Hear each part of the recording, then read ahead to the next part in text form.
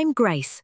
I'm not a superhero, I'm just a mum, but this is a story I want you to remember, because maybe, just maybe, it will change the way you see your life. My son Jacob was born with a learning difficulty. He couldn't read until he was 9. Teachers said, "He's too slow, maybe he won't catch up." Some neighbors even told me, "Stop dreaming big for him, just accept it." But I didn't listen. Because I knew my child had fire inside him. It was just hidden behind clouds. Every night, after cooking, cleaning, working 2 jobs, I sat with him. We learned 1 word at a time. Some days, we cried together. Some days, we laughed, but we never gave up.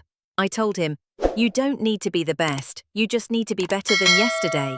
At 13, he gave his first school speech. He stammered, he forgot words, but he finished it, and the crowd clapped, and I cried, because I knew this was the start. Last year, my son graduated from university. He now teaches kids who struggle just like he did.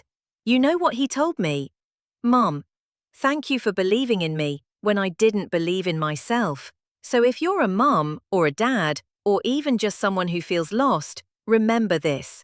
1 step at a time is still progress. Small wins lead to big changes. And love makes anything possible. Never give up on someone you love, and never give up on yourself. Because sometimes, a small candle can light up the darkest room. Thank you for listening. From one heart to another, keep going.